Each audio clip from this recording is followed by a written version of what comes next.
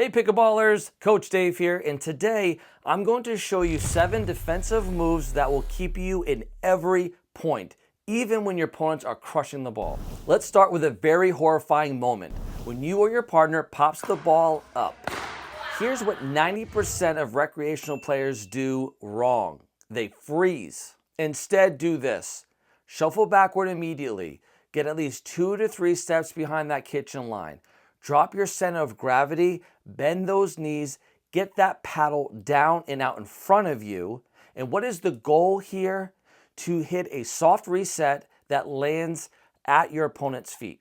Think of it like a boxer rolling with a punch. You're absorbing their power and neutralizing the point. You're trying to regain some control of the rally. This single adjustment will keep you in the point more often. Point number 2, the defender's mindset. Now here's the mental game that separates good defenders from great ones. Assume every shot is going to be coming fast at you. Assume that every shot is going to be a speed up. I see this all the time. Players get caught flat-footed because they're just hoping for a soft shot. And hope is not a strategy. So how do we change our thinking? How do we change our mindset?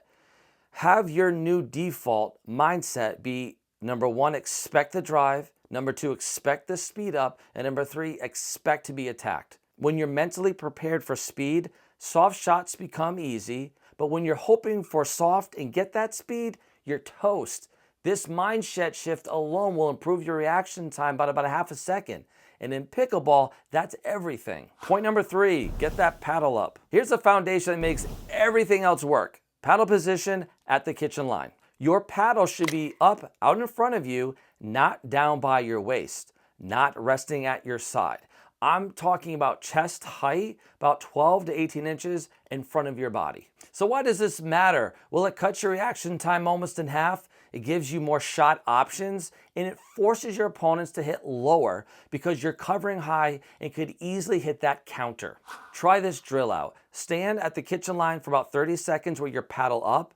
Your arm will get tired, but that's the point. Build up that endurance, build up that muscle memory, because a lazy paddle position will cost you points. Point number 4, stay back against hard hitters. Okay, you're playing against bangers, those players who love to speed things up and you can't handle the pace. Here's your counter strategy. Give yourself some space. It's completely okay to drop about 2 to 3 steps behind the kitchen line when facing hard hitters. You're trading a tiny bit of court coverage for a massive gain in reaction time. You really want to use this if you just cannot react fast enough. The math works like this. 1 extra step back is about 0.15 seconds more in reaction time. That's the difference between a weak block and a controlled reset, or even a counter.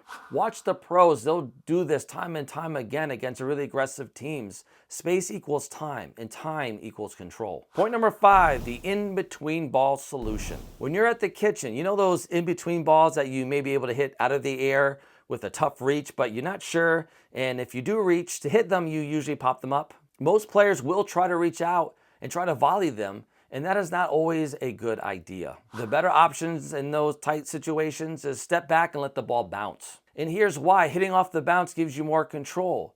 You eliminate the temptation to pop it up, and you can actually hit a quality shot instead of a desperation shot. The key is recognizing these in-between balls early. If you're stretching or reaching uncomfortably, step back with a pivot and hit a more comfortable and controlled shot. Point 6, defending sharp angles. When your opponent hits a nasty cross-court dink that's heading for the sideline, most people handle that by going for broke. They try to hit it hard, they try to speed it up, and usually either hitting into the net or popping it up for an easy put away. Instead, consider these 2 defensive options. Option 1, the soft reset. Hit a dink back to the middle of the court, which will take away their angle and neutralize the rally. Option 2, the defensive lob. When you're pulled really wide and off balance, a lob gives you time to recover to your position. Aim deep and try to get as close to that baseline as you can. What's a big mistake people make here is trying to match the angle of their opponents. That's just a low percentage pickleball play. Make sure you're playing the percentages, middle or that lob. Point number 7, the serving team secret. This one may be the last, but it is certainly very much important. As the serving team, We don't want to rush to the kitchen. I see teams sprinting forward after the third shot, even when they hit just a floater that's sitting up, that's just asking to get attacked. Here's a simple rule. Only transition forward after hitting a non-attackable ball. So what's non-attackable mean? A ball that you hit that forces your opponents to hit up on the ball in order to clear the net, which means a drop shot that lands around their feet. A good place to aim is landing the ball at your opponent's kitchen line. If you hit a high ball, hold your position, let them attack it and just defend it. Then move forward on your next quality non-attackable shot. Patience will win you more points. If you like these tips, make sure to subscribe so you can see and get notified of more content just like this. Thank you for watching and have a great rest of your day.